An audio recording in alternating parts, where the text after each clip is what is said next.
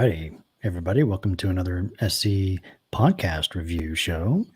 Today we've got Mark and James, JCC. What's up, you guys? How's it going? Great. How you guys doing? Good to see you. Good seeing you folks. Thanks for letting me join in. No problem. So, JCC, you haven't been on here before. Who are you, for people who don't know? I am known in the SC Discord as JCC. I go by James, and James Charles Corlett is my full name. I'm a practicing massage therapist in San Antonio, Texas, and I enjoy having conversations using SC as a great conversation tool. Nice, cool. And I'm Reid from Cordial Curiosity, and Mark from the Being Reasonable podcast is here. So, Mark, what are we going to be doing today? Well, thanks for having me on, by the way. This is, first of all, this is kind of odd this is the first time I've reviewed my own stuff with other people who practice SE. So this will be a big learning experience for me. And SE, there's a art to it, and everyone does it differently. And it's kind of really interesting. It's going to be fascinating to see at decision points what other people think, because, I did stuff on this show, and listening back to it, sometimes I cringe, sometimes I go, oh yeah, that makes sense. But it's just really interesting to see what other people's perspective is on this. I interview a Reiki Master in town where I'm from North Carolina, and she discusses her belief that the power of Reiki, or the power of energy healing, and that's her belief. What is Reiki? For people who don't know. Well, actually, James, you might be the one to answer that. I mean, not that you do Reiki, but yeah. No, I don't do Reiki. I practice massage therapy, and my process is actual physical manipulation of the soft tissue to promote blood flow and lymphatic flow, which helps healing. The ideology behind Reiki is there's no touching. It's just the transfer of energy. And it's a pseudoscience as far as I'm concerned. James, your mic's cutting out a little bit, so I don't know if you have a built-in mic or not. So just I wonder if I should switch to plug-in headset versus this. Maybe that might help. Yeah, just mute yourself, okay. And we'll look at this this Reiki demonstration video. So good. I found this on YouTube. So. What is this about? So it's like they kind of just hover their hands over the body or just lightly touch them. It's not like a massage. It's not much of anything. It's just. I sure hope so, because that looks like a lawsuit. Yeah, it's no touch. Is this better, Mike? No. Try it again, though. How's that? Keep going. Try some more. I think that's better. Hello. Testing. All right. Yeah, we'll go with that. Okay. Yeah, just try not to touch anything. Yes. All right. So so now you interviewed a Reiki. What is it? Master? They said themselves. A Reiki Master. I don't know really the training involved to be a Reiki Master, but and in fact, I've interviewed not a lot, maybe 3 Reiki practitioners. And I think they were all masters. So there you go. Are there like a Reiki not master? What is there like a hierarchy of skill? It doesn't seem like much skill, so I guess you can just be a master right away. I think there's levels. What? I think there's 3 levels. 3 levels. Mm-hmm. Good. Okay. Yeah. So I haven't. I've gone straight to the top all 3 times. So nice. Okay, so. Here is Mark's podcast episode, and here we go. We'll just, if you want to say something, feel free to wave or just start talking and I'll pause it. Here we go. On this week's show, we first speak with Kathy, Reiki Master from Solely Holistic. Kathy discusses her belief in the power of energy healing. Next, we hold a second conversation with Kim McAllister, Certified Angel Light Messenger, Rainbow Wings Consulting. Kim sits down to re-examine her belief in angels. But first up, let's speak with Kathy, Reiki Master from Solely Holistic.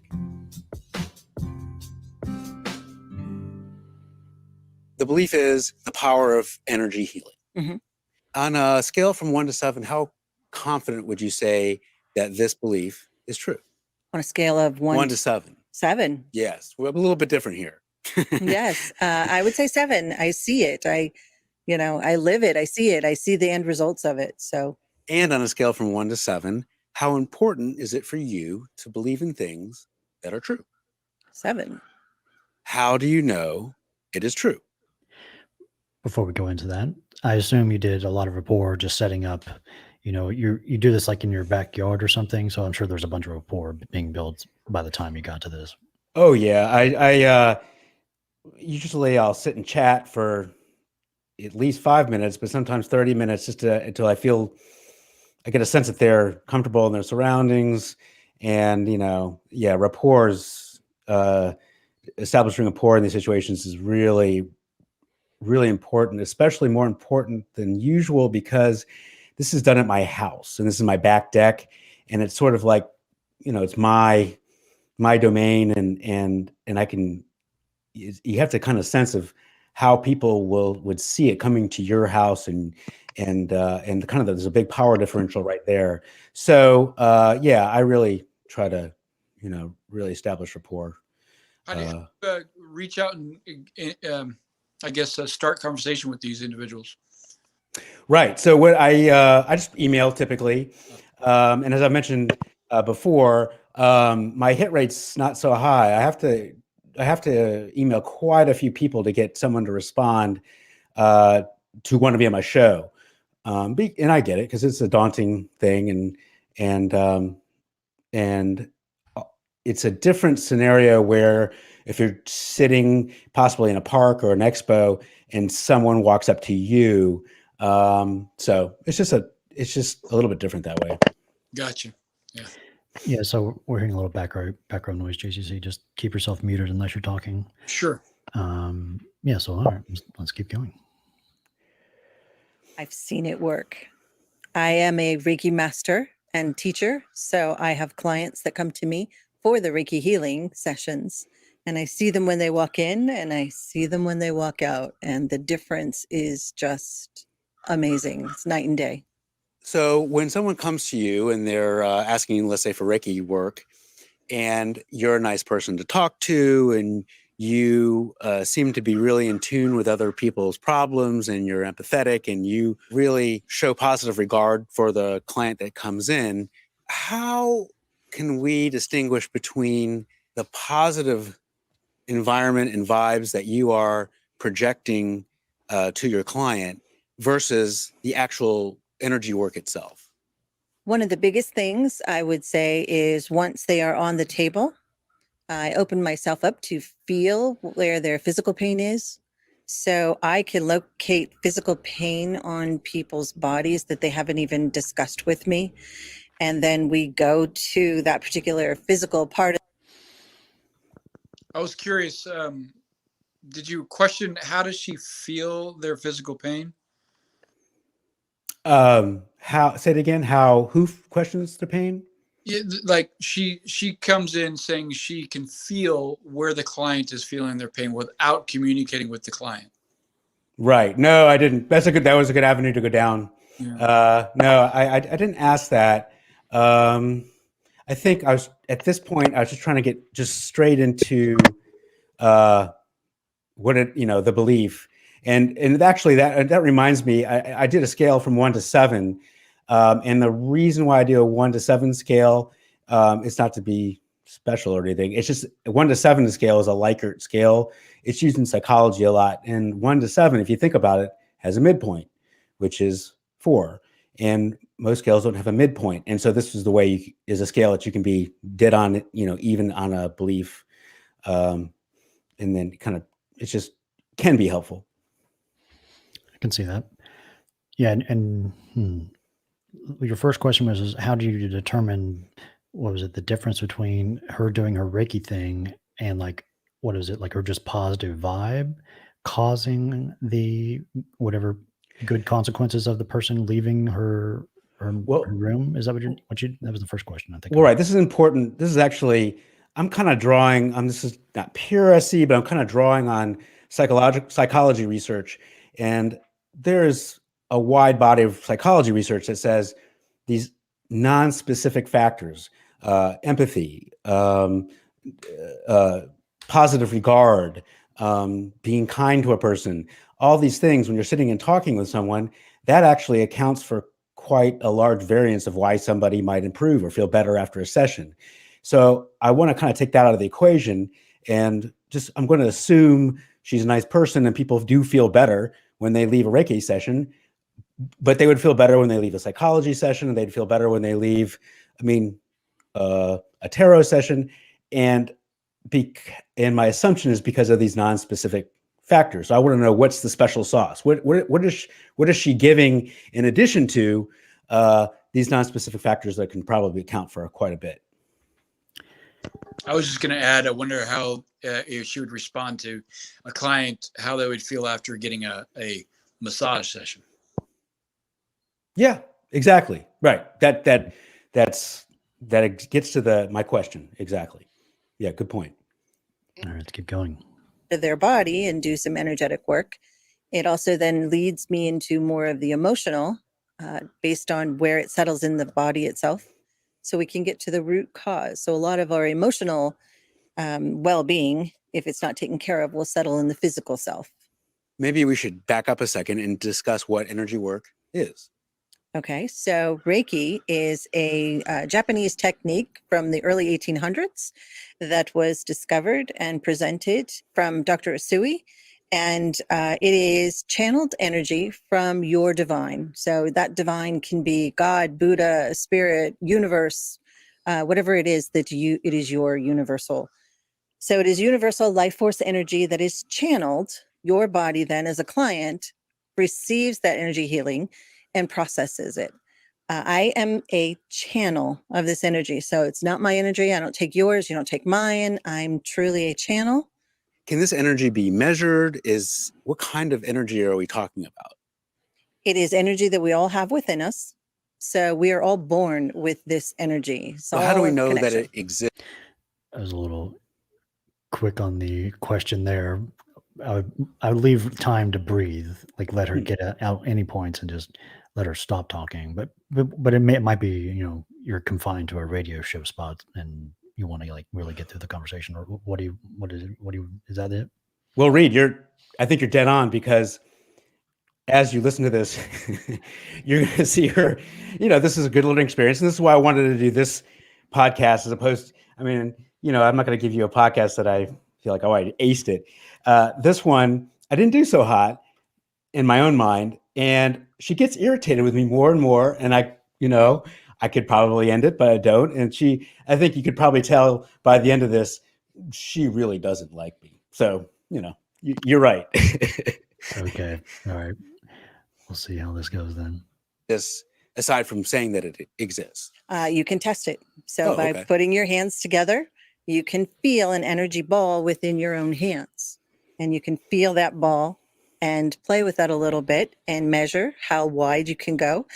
Once you go through the Reiki training, you are attuned to different levels of that energy, allowing your channel to be more open to receive and to channel greater amounts of the Reiki energy. Right. So it sounds like that's a subjective experience of the energy. Is there a way that it can be independently measured, that we know that it's there, like as opposed to one person or several people or saying that it's there? You know what I mean? Other than your own personal feeling of it. Yeah. Some get the tingling, some get the heat. Right. Reiki clients on the table feel it differently as well. Some feel coolness in the energy field. Some feel heat in the energy field. Is there a device that can measure the energy? Like, what is this? No. There's no device not that I am aware of, that can measure the actual amount of energy healing. I know that I think. So it's a purely subjective thing.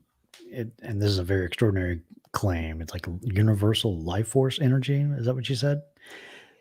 Yeah, and it's easy to get, I think, from my personal experience, it's easy to get bogged down because she's in some of these claims, because she says so much. There's so many things that and just to me personally, I don't, like, that doesn't make sense to me. That doesn't make sense to me. I mean, it may be true, but I'm not getting it.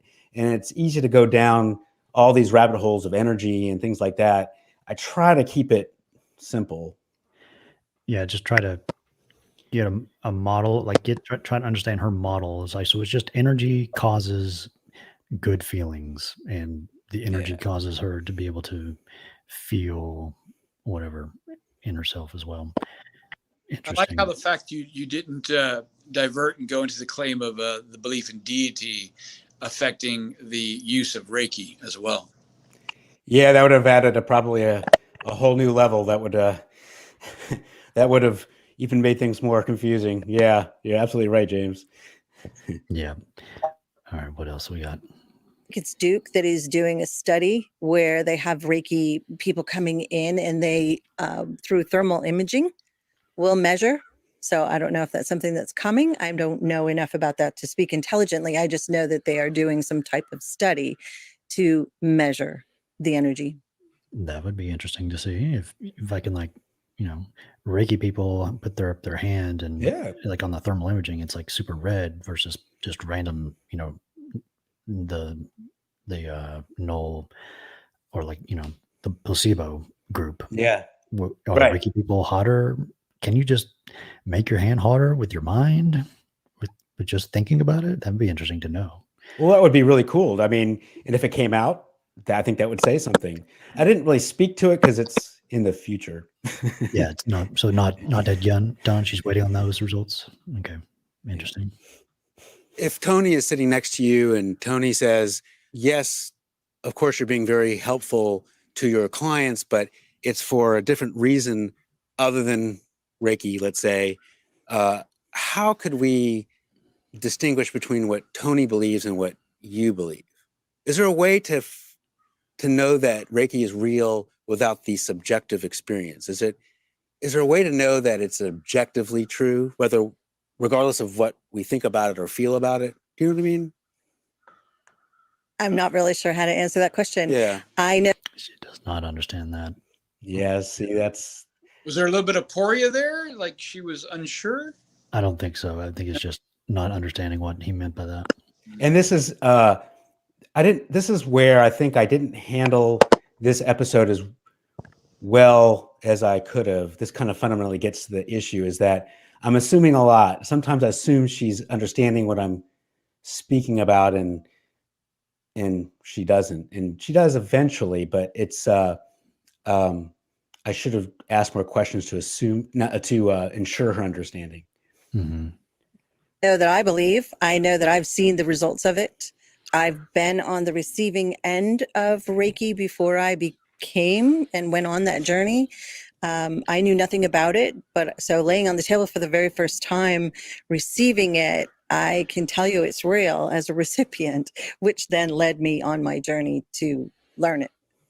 Okay, so she has a mountain of anecdotal evidence for herself and for other people. So that's her current evidence pile for her. And I think for the rest of this, she's like, anything that would have to change her mind would have to overcome that personal anecdotal evidence. And I think she like holds this way of knowing for this claim to be extremely reliable. And we'll get into that more. And she also said that personal experience is a good way to come to truth. Was that something said before? Yeah, I think we get there. Yeah. It's coming up. Is personal experience a reliable way to know whether something is true or real? Would people say something? Like maybe something, but it depends on the claim. This is a very extraordinary, specific claim. Is personal experience reliable for this type of claim to know? That's a good point. Like, if one of my friends comes up to me right now and says, "Oh, I saw a cat cross the road down the street," that was his personal experience. I believe him. So, yes, it is good to know things. I now know that a cat crossed the road in front of him like an hour ago. So it depends on the claim. That's a good point. For Reiki, I'm skeptical. Yes. So yeah. I believe so. Mm-hmm. I have a husband who is a very conservative, skeptical person. Yeah. And to see him transform that to the point where now when he has a headache, he literally will ask me to do Reiki on him because he knows it works. He's a very analytical thinker. So Right. Is the energy that makes up. That's interesting. So now she's making a distinction between analytical thinkers and probably whatever she thinks of herself as not that. She's pegged me as an analytical thinker. Yeah. So now there's might be an in-group, out-group dynamic going on, which might, damage rapport. We'll see how that goes. Reiki, is this energy exist in the world, and it doesn't matter whether we exist or not? I mean, is this something that is true? Is this something that if you weren't around or if I wasn't around, that this force could be seen as something that is real and helps people with their problems? I believe we all have it in us. Everything in this world is energy. It all boils down to being energy. Reiki is energy. So when you're putting the positive energy toward this additional energy, it converts it to positive energy, positive healing energy. It is available to anybody whenever they want it. They have to just make the connection to it. So by connecting to that energy field, I mean, people who have never been attuned to Reiki, you stub your toe. What's the very first thing you do? Grab your toe, right? Oh, okay. Okay. So grabbing your toe, that's the energy that you have within yourself that you know immediately to go and grab it and like, ooh, so that is actually Reiki energy as well. Wait, what? Yeah. What did you mean? The energy to grab your toe? Would it be a fair point to ask, is there another reason why people grab something that they injure? It's a great question. Yeah. That is a natural response. And yes, as it is true, to start rubbing an area that you bang does promote, it increases blood flow and it'll decrease the pain, and it'll help you out a little bit. It's a strong statement to say it's Reiki. I find that interesting. How would you go about diving into that thought pattern without, losing your rapport? Well, I honestly, when she was saying that, I didn't catch it at the time. I was confused about what she was talking about, the toe. And I was just, she asked me, when you do SC, sometimes you're not prepared to have a question asked of you. And then all of a sudden she asked a question of me, and like, what would I do with my toe if I stubbed my toe? And I'm thinking like, what would I do? And I'm trying to think of the right answer. I mean, I just was kind of dumbfounded by just that simple question. So, yeah. And yes, Tom, we know Doug is having probably a very interesting stream going on right now. I hadn't got a chance to watch it, but I'm probably going to watch that right after this. But thanks for sticking with us. That's very nice. Thank you. Yeah, thanks. All right, let's keep going. So it's the universal life force energy within all of us that allows us to heal our own bodies. How about a thought experiment? Let's say that I am a voodoo practitioner. I'm just making this up. I'm sure in pre-COVID times you do this indoors, but due to COVID, you're having to do out in the balcony. Is that right, or no? Oh, absolutely. Yeah. I'm just trying to. Yeah. So that's safe precautions. Yeah. That's what the sirens are about, people. Okay. Yeah. Exactly. Yeah. Of course. And people come to me and they want help, and I stick pins in dolls and they feel better and they move on. And if the act of sticking pins in dolls was helpful versus not helpful, and what turned out to be helpful is just me being nice to that person, how could we find out that about my belief? First of all, if I can clarify, Reiki has nothing to do with voodoo. I understand that. So this is just a thought experiment. Yeah, let's just say it has nothing to do with it. Let's just say that I believe. Okay, I was going to say, because Reiki is all about love and light. There I is understand, absolutely but let's just no say darkness. that I believe, and this came to my head. Okay. I believe that voodoo is real, and by sticking pins in dolls, we can help people get better and overcome their problems and what have you. That is my belief. Okay. I believe it to my core. Okay. how can we figure out whether my belief about For outsiders, ideally, it should be outside of both of you. So maybe like put their back on Tony, or just another name or somebody else. So it might help a bit. To avoid defensiveness, possibly, right? Yeah, because you want to keep the frame as collaborative as possible. Yeah. And anyway, here we go. about voodoo, me being a voodoo practitioner, is real versus not real? I believe it's in your belief. I believe it's in your results. I mean, you're saying you believe in it, and you can stick a pin in and create wellness by doing voodoo. Could I be helping my clients while believing that voodoo is real, even if it might not be? That would make for a deep thought. I don't know how to answer that question, honestly. I can only speak from the Reiki world, not about voodoo, but I can speak about the Reiki world, and offering up this connection, this channel for you to be able to receive this energy healing. I do believe that, yes, you have to have some belief. However, I'm also saying to you that my husband, the biggest skeptic, had the skeptical mind, but saw the results.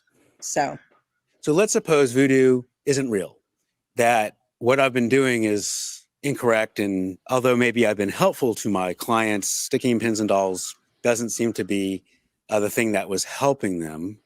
If voodoo wasn't the active ingredient in what has been helping them, is there a way I could find that out? can you compare it to acupuncture? Acupuncture is needles, but it's into the human body, into their meridian points. Right. So there are certain points on your body. Maybe not using the word right for those things. Like, Yeah. you might be thinking you're like agreeing with acupuncture and meridian points and all that, but like just more neutral, minimal encouragers. That might be better. And again, I don't know enough about acupuncture to describe how that works, but So you'd recommend me doing a test? sure. That I'm trying to think of a test that I could perform to find out if voodoo wasn't real, if it wasn't real, right? And you suggested that I would compare with acupuncture, and maybe we would have 20 participants and Maybe to make it less threatening, if someone was like believing in acupuncture and they were at a 7, what is a test that they could do, and what result would cause them to revise their confidence from a 7 to a 6 or something that's not like completely Right or wrong. threatening, or like just something that makes them question what's happening. Yeah, what would reduce your confidence level? Right. Yeah. 10 got voodoo and then 10 got acupuncture work, and then we could find out who improved or whose pain went away. Is that what you're saying?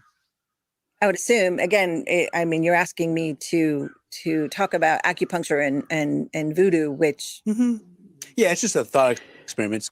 Yeah, she's hung up on the what, but we're trying to focus on why and like analogous ways of testing claims in similar categories of extraordinariness. She's not getting that.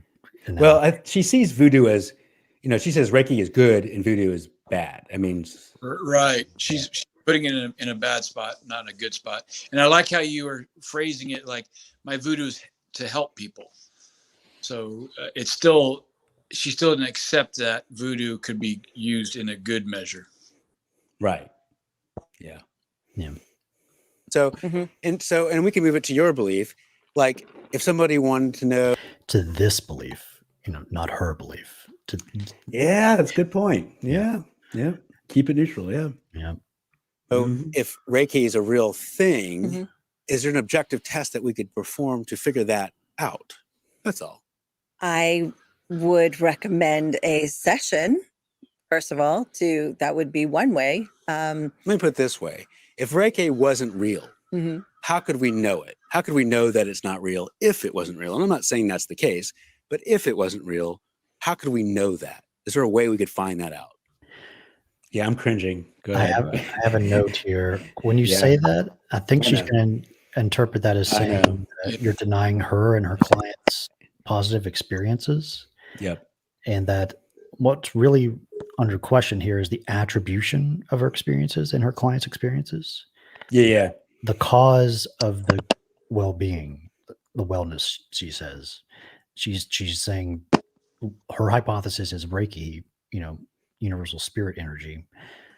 We want to come up with alternative hypotheses for the same positive wellness experiences for her and her clients. And, and then compare the hypotheses, which is more reasonable to believe. GCC. Yeah, I agree. It could have been worded a little better. Yeah. Maybe slow down a little bit too. Is it possible she may have wanted to say something else before you kind of questioned? Possibly. Yes. Yeah. And when hearing back what I said, it sounds a little too challenging. It's still a good conversation, by the way. Anyway, it's a difficult topic. She's very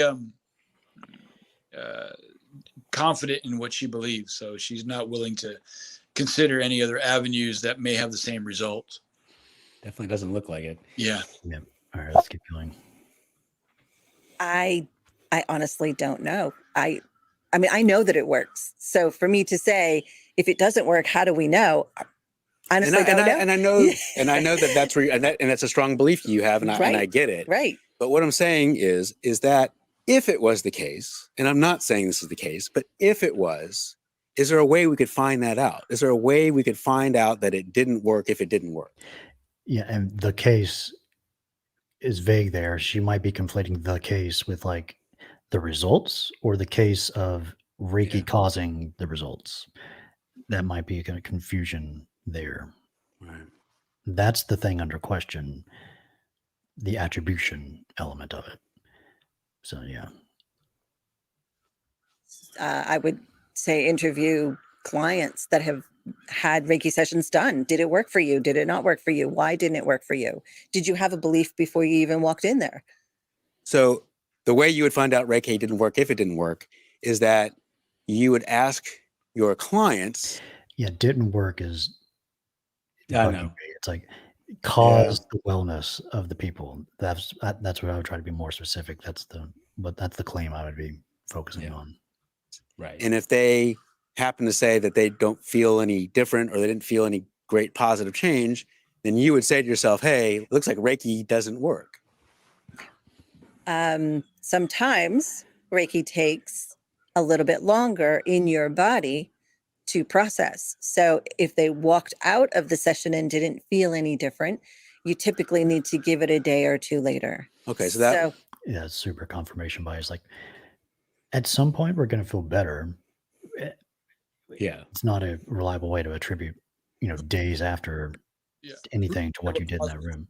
Go ahead, JCC. I was sorry, didn't mean to cut you off. Who's to say that the couple of days of relaxation helped the client feel better versus the Reiki session helping them feel better? Yeah. I mean, given 10 years, we'll probably all feel better at some point. Right.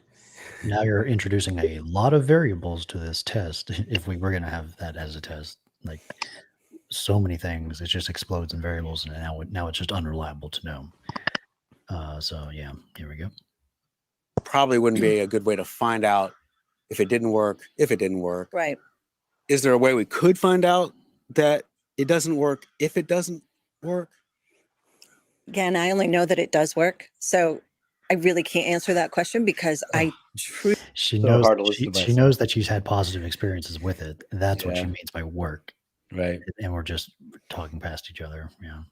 Truly see the benefit of Reiki and energy healing. Yeah. I understand. Is it useful to have a belief, any belief, you name it? Of course. Well, not finished. Is it useful to have any belief that can't be shown to be false? Yes. If a belief can't be shown to be false, then how do we know that it's true? I believe that you can make it your belief to be positive and to be that it works. So having faith, having hope, we're all even with COVID, we all have hopes that it will go away. I see where you're going. I'm dying here, guys, but go ahead. Yeah. You want to realize that it's important to be able to have our beliefs be testable. Right. It seems like she's saying this belief is not testable, or it's like you can only confirm it. You can only have positive experiences. You can't go through a session and not attribute Reiki. There's no way Right. to test the attribution. And it's just, I don't think is just not connecting that. Yeah. However, I did like the way, Mark, you used to see if it's falsifiable or not. The way you worded it, it was inviting. I appreciate it. Yeah. I think, I'm assuming she understands. I mean, this is the bottom line is I'm assuming she understands more than she does about what we're talking about. Yeah, it's like the risk of having an unfalsifiable belief. This is the best way I think I've found to like get into the value of falsifiability. Is like if it's not falsifiable, you are at risk of believing something false for the rest of your life. You have no way of revising your belief. So you could be having a belief that could make you be at risk if you try to navigate reality with that belief, because you have no way of discarding it.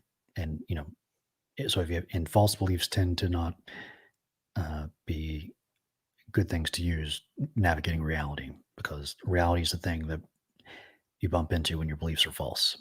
So it's better to have less false beliefs so you don't bump into reality. You don't hurt yourself. You don't hurt others. That's the value of it, of having beliefs more accurate, that more correspond to reality. I like that. Bump into reality. I like that. She also threw in there that it's up to the individual to make it be positive, not necessarily true. I think she said make it positive. I found that interesting.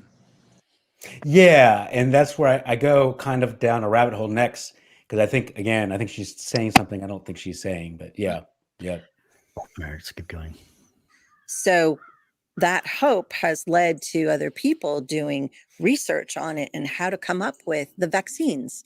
If we had no hope, we wouldn't have gone that route. Does hoping that a belief is true make a belief true? Not always. Nope, not always. So if I hold the belief that voodoo is real and I stick pins and dolls and there is nothing anybody can do to show me otherwise, no matter what anybody says, I will believe that voodoo works. Do you think that me believing in voodoo is a useful belief to have? I believe, yes, that everybody has their personal beliefs. People believe in manifesting and how they manifest. I've seen results of manifesting as well. It's a belief system of being connected and having faith in who you're connected to, whether it's angels or Jesus, God, Buddha, Kuan Yin, any of the warrior goddesses. It is who you believe you have the connection with. And you can create your own well-being. Somebody who... That's a very crucial point for me when I heard that. And you can create your own well-being. Is that what you said? Yeah. Yes. So it's all very subjective sounding. Well, I find it interesting when someone says or alludes to the fact that they can create their own beliefs, that, which I thought she was saying at that point. It's good to always keep in mind what a belief is doing for this person psychologically and socially. A good quote from a Psychology of Religion textbook from Hood, Hill, and Spilka is that our theoretical position asserts that attributions, causes from X to Y, X caused Y, are triggered when meanings are unclear, control is in doubt, and self-esteem is challenged. And there is, as suggested, much evidence that these three factors are interrelated. So it's like making sense of the world, feeling in control, from the world, feeling comforted, feeling in control, and also self-esteem, feeling like you have sufficient amount of status within your community. These three things are all interrelated. So if one is threatened, it's kind of like all the other two are threatened. And if she's saying that she creates her own well-being, this relates to feeling in control of, well-being as a way of, you need that to navigate reality, to be in control. You don't want to be psychologically anxious. You don't want to have, you don't want to suffer. It seems like Reiki is a way to lessen your suffering, creating well-being. So if like this belief helps her meet that psychological need, so now that means the other things are at risk as well if this is being questioned. So that's just what I hear when that stuff starts to happen in conversation. All right, let's keep going. Has the Are you saying that me believing in voodoo makes it real? That aspect of it makes it real and true? Yeah, I totally again, missed it. ask me about Reiki and not Mhm. about voodoo. I can answer the Reiki questions. I cannot answer voodoo. Okay. And again, I'm just using voodoo Yeah, as I my just- belief, as a thought experiment. So Right. we can, sometimes it's easier to talk about things in the third person, but As something just to compare the two claims for the purpose of evaluating ways to know both of them. It's hard to make that connection. I think at that point she's just very adamant to being challenged. So no matter however Mark worded it, I think her response would possibly be the same. Yeah. Sure. Yeah. So I guess my question is then, if you believe in Reiki energy work and Yes. sitting next to you is Tony, and Tony, for whatever reason, doesn't believe in it. He doesn't believe that it works. Mhm. Is one of you correct? Is both of you correct? Is neither of you correct? Is there a truth there? I believe that everybody has the right to their own opinion. Mhm. And I also believe that before Tony would say, oh, that doesn't work, I would say Tony would be asked to do a session to see if it in fact works for him. And of course, everyone's entitled to their own beliefs, and we're respecting everybody's beliefs. Just what is it? Pet peeve of mine. There's a difference between respect and tolerance. I tolerate people's right to believe whatever.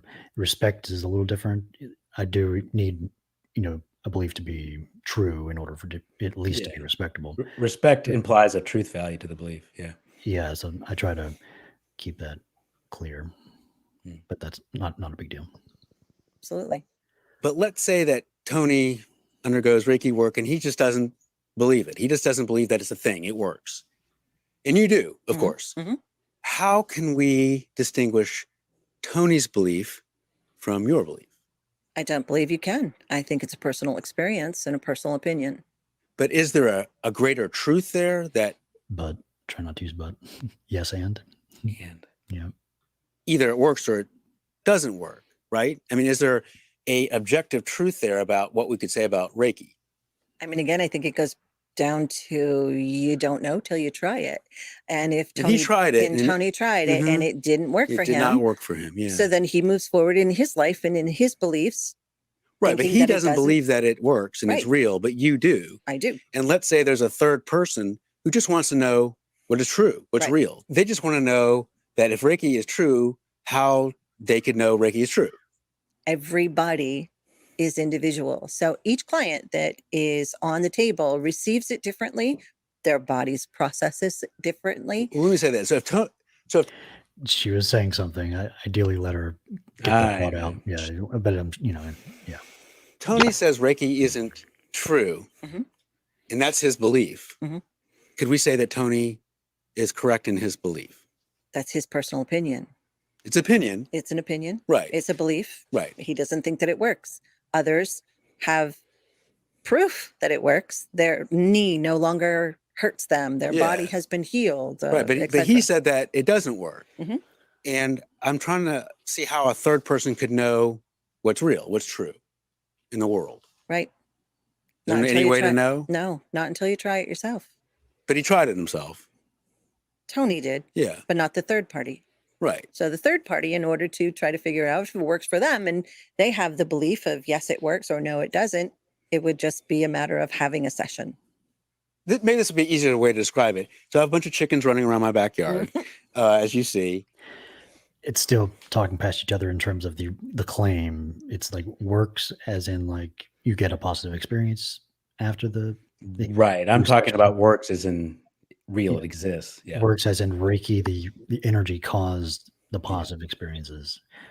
Like and cause is like even vague. Like this just the session caused it, or some magical supernatural energy force caused it. That's a totally different thing. Yeah. Let's say I don't know how many chickens are in my backyard. You don't know how many chickens are in my backyard, but there is an answer. Mhm. There is an even or odd number of chickens in my backyard. Let's say I believe that there's an even number of chickens in my backyard. You believe that there's an odd number of chickens in my backyard. Could we say that there is an objective truth there, that there is an answer? And it doesn't matter what I believe, and it doesn't matter what you believe, that there is a truth there. And I think when I'm talking about an objective truth, something that's real, that's what I'm talking about. I have no way to prove to you. It's the power of the energy and the power of the body. So What were the chicken? Yeah. What were the chicken example? the chicken example, I mean, you count them. It's illogical. That's the analytical brain. You count them, Hmm. and then we can find an objective truth. And that objective truth doesn't matter what I believe, and it doesn't matter what you believe. And the key part of counting is that you can be mistaken about a claim. It could be odd or it could be even.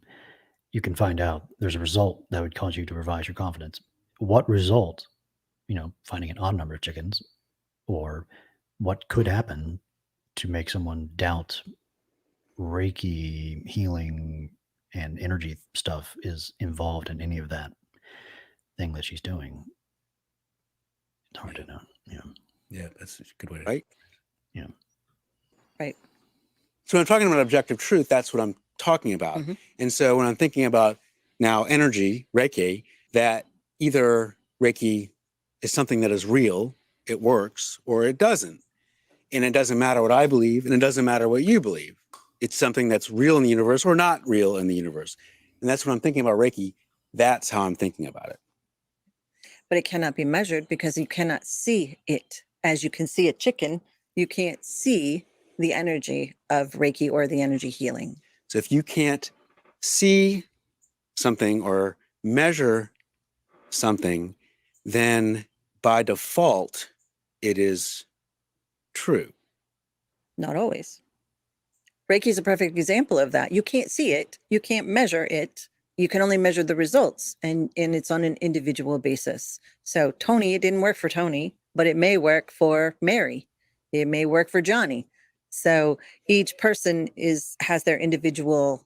And I see how you're saying that it can work for some people or it doesn't work for other people. Correct. But I want to know if it's a real thing. I want to know if it's something that is objectively true in the world. And you're telling me that it's something that can't be measured. And I'm wondering, how do we know whether things that can't be measured truly exist? I believe it goes back to your beliefs, your hopes, your faith, your Does beliefs. me believing it make it exist? It exists. All I can say is you just have to try it and see how your body reacts to it. It's all about your energy. So if it doesn't do anything for me, then it doesn't exist. It still exists. Your body just didn't take it and process it. So there was no way to know that it doesn't exist if it doesn't exist. I know that it exists. Oof, Yeah. I'm dying. It's interesting though. Yeah. Would a good question be like, regardless of whether belief is involved, is there a positive result with the practice of Reiki? Say it again. Regardless of believing it or not, have there been positive results of Reiki sessions? Like it seems like really mentioning a lot of times that both parties are in strong belief of it working.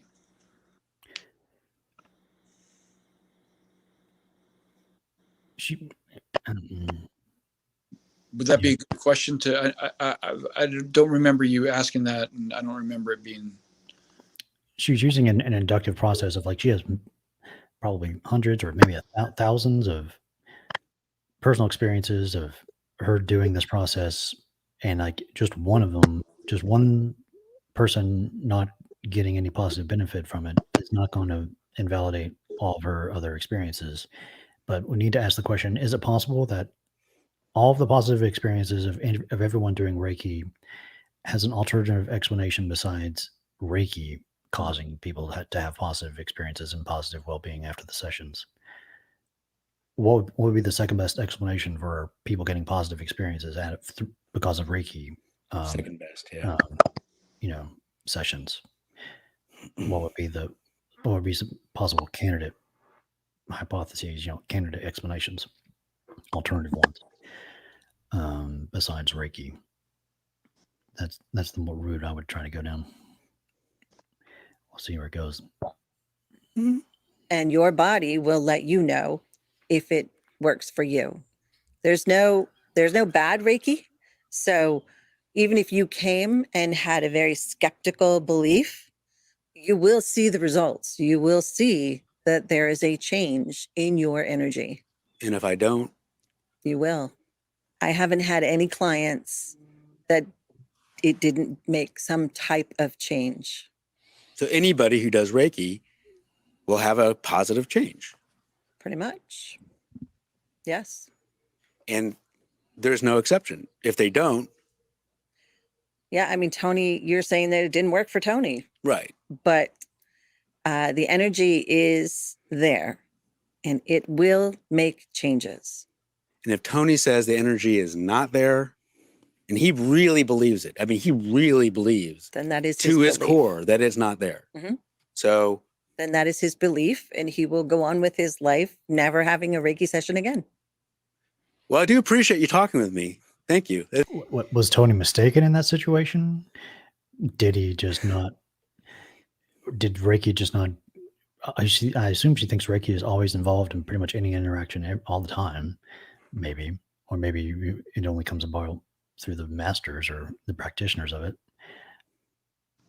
I don't know.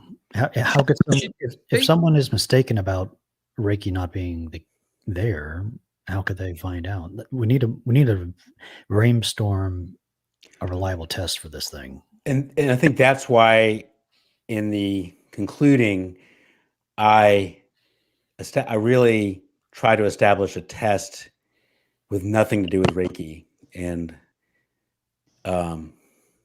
yeah.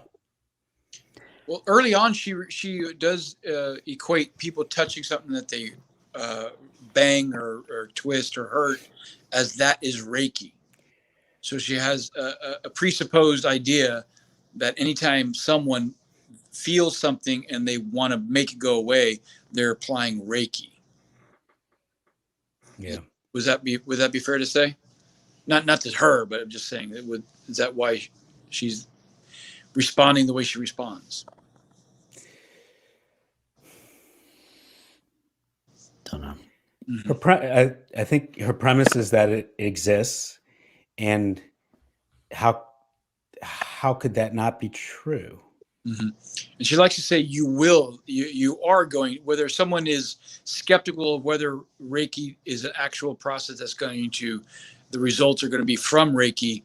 If someone goes into a session being skeptical, she's firmly saying that they are going to feel something positive. Yep. Yeah. Mm-hmm. All right. Keep going. A Reiki session again. Well, I do appreciate you talking with me. Thank you. This has been a very Absolutely. interesting conversation. I really enjoy having these conversations. The reason why I do this podcast Mm-hmm. is I find that we live in a time where people have wildly different beliefs, Mm-hmm. and people are having wildly different beliefs and are feeling very strong about their beliefs. Sure. And sometimes these beliefs can be in opposition with other people's beliefs. Correct. And I think we're in a unique time where that's getting us into a great deal of trouble. Mhm. For example, with the vaccine coming out with the pandemic, if half the population won't take the vaccine because they believe vaccines are dangerous and will hurt you, Right. and the other half of the population desperately wants the vaccine because they think the vaccine is helpful and will protect them against the virus, Mhm. that in that situation, people are holding diametrically opposed beliefs. And it would seem to me that both at the same time can't be true, that there is an objective truth about whether the vaccine works or doesn't. Would you agree with that? Yes. But if Sarah believes that vaccines are safe and effective, and Tony doesn't believe it, from our conversation, it sounds like that there's just nothing we can do at that point. Tony won't get the vaccine. But is there any way we could find out what's objectively true, whether the vaccine is actually helpful or not? You will have measured results of it. So you'll be able to take scientific information to actually have results. Right.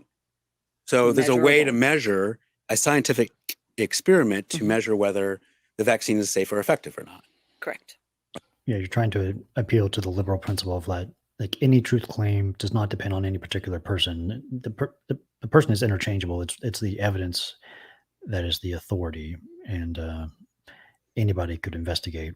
It doesn't matter about the person, Right. and that is a way to improve the way we manage conflict in society, because conflict is inevitable. People have beliefs that contradict each other, and then conflict happens. So we want to have our knowledge be public.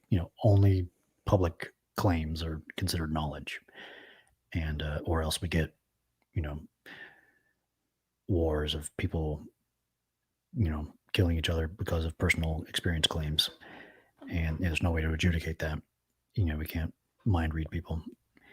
So yeah, that's why we want to promote the values of science, keeping our knowledge claims public. Yeah.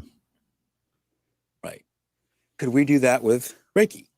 As I mentioned earlier, I believe that Duke University is starting to do some of the thermal imaging, because Reiki energy is typically warm, and it'll raise the temperature of the energy that is being transferred and channeled. That's empirical. Yeah, that's a potentially. test. Yeah, that's testable. Absolutely. Although there could be alternative hypotheses that could explain the same phenomenon, but maybe we'll see. It's as long as you have a model and it makes a future testable prediction that we have yet to know about, that's evidence for the model. But You could have a control group, and Yeah. that's a very testable claim. and as long as you try to falsify all the other alternative hypotheses, you've got a theory. So keep coming up with things like that and falsify the other ones, and I'll believe you. The temperature. What, JCC? I was just saying there could be other reasons why temperature has been elevated. Yeah. Yeah. Yeah. So have those hypotheses also make predictions, and if those predictions turn out to be not what we find in reality, then we don't have to worry about that hypothesis, and we just go with whatever's left over. That's how we do it. And yeah. So if the Duke experiment comes out, and let's say the heat experiment didn't come out as anticipated, that there was no difference between the Reiki group and the other group. I'm not saying that's the case, but if it was, then you would stop believing in Reiki. No, because I know that it works. Oh. What do you mean by works? There's the whole, I would love to have that more clear. Yeah. Yeah. They've also done studies where they're doing Reiki prior to operations and after operations, and they have statistically proven results. What would you say to a scientist who is studying a vaccine, and it turns out that the vaccine they're studying to help COVID, it turns out that the vaccine doesn't work, unfortunately, that particular vaccine. And the scientist says, well... Going back to, what did you just say? People after operations, if they go through Reiki healing, then they are statistically more likely to recover. Is that what you just said? Yeah, she was making a claim that Reiki improves their healing rate. Yeah, I kind of missed that. Pre and post surgery, and you just avoided questioning on that. Okay, that's another testable hypothesis. But if we came to discover an alternative hypothesis that explains why that happens, and you came to believe that, say a year or 2 years from now, would that change your confidence in Reiki? Like if you now had an explanation for why that phenomenon happened of people going through Reiki and being, more statistically likely to recover. And It sounds like she's saying that she don't only believe the tests on Reiki that came out positive. Yeah, it's a lot of confirmation bias, but yeah, it's hard to brainstorm tests that can give you a negative result. Yeah, it's hard. Well, that's fine and good, but I still believe that this vaccine works. Mhm. I believe it, even though the research shows otherwise. Mhm. What would we think about what the scientist thinks about the vaccine? Should we go ahead and take that vaccine? Probably not. If the results are non-beneficial, why bother? Right? But that is, again, it's a measurable. But if they did the Reiki experiment and they didn't show the heat difference, Mhm. why would we say at that point that we'll still go on believing in energy work, but we won't go on and believe the efficacy of the vaccine? Well, because the energy is not just about the temperature change, it's about the end results as well. You're saying The end results, if you could survey people, they would have like, I started at a 7 and I left at a 9 or an 8 or a 10. And she just has a lot of anecdotal evidence of that happening. And she's attributing the cause of that to Reiki. And that's the question of like, what's the best explanation for that cause and change of well-being over time? Yeah. Not the results themselves. I think that's what she's hearing. Yeah. She's hearing you question the results and her Right. personal experiences. Right. That's not the question. that this COVID vaccine, they're finding that the end result does not work. With Reiki, you have proof that it's working. People's lives have changed. People have healed. I've had clients with torn meniscus that never had surgeries because Reiki was done on them, and they are absolutely fine now. So, are there examples of anyone else recovering from that without Reiki? Yeah, go ahead, JCC. Question: the how much of a tear of the meniscus was diagnosed, and is there a possibility, regardless of Reiki, that someone can heal from a torn meniscus without? Yeah, James, you bring up a really good point that when these claims are made, it's usually the kind of claim that can't be really observed. Like, if someone was missing a leg and they grew a leg back, well, that's very observable. If someone has a headache and they don't have headaches anymore, Right. Kind of more difficult to, Mm-hmm. Yeah, of the set of people in the past 5 years who have recovered from that particular whatever damage, how many did Reiki and how many did not? If it's like 99% of the people who recovered only did Reiki, that would be interesting, but I doubt that happened. There's proof. There's proof prior to operations, and then after having Reiki pre and post operations, that the healing is done a lot faster, and they have better results. You are listening to Being Reasonable, and that's on the show. WHUP. Cool. Well, good stuff though, but good practice. How many? So I think so. What else can we say? I mean, what do you think? What do you think, Mark? Well, I mean, I did pick one that that I knew that was not my best because, that's this is such. I mean, it's a really good experience because this is how you learn, and if you want to practice street epistemology, we want more people doing it, not less people. And, it is really easy to misfire and it's easy to do things in the moment. And, you know, when you listen to yourself, it's hard for me to listen to my own shows, especially in this circumstance, because I tell myself, well, I should have done it this way, or I should have, like, she wasn't understanding what I was saying. And it wasn't a great exchange. I admit it. It wasn't a great, really, SC exchange, but it can be a learning experience. And I don't want to dissuade people from practicing it. I think people still really need to practice it, even if you mess up and you don't do it well. It's really still, I really am passionate about it. I think it's so important, especially today, that we, at least all of us, try it when we communicate with each other, even if we're, we kind of stumble, or we say things that are impolite. Yeah, I mean, it's hard to do. It just takes practice, and everybody, whoever, all people who do SE, it's like we don't do it perfectly every time, and sometimes we're not feeling like it, and it just sometimes the conversation just takes a turn, and you can't really get back on track, and it happens. That's no problem. And overall, it was still really good though, or good enough. And any other questions from the chat, people? Tom says, like, nah, boy, she was annoyed. She said, yeah, she didn't like me. yeah. If you listen to my shows, usually people, we leave and everything's wonderful, and they're happy, and it was really nice. So, but I take ownership of it. It's yeah. She felt challenged, so yeah. Yeah. Cool. Well, I wonder if Doug is still streaming.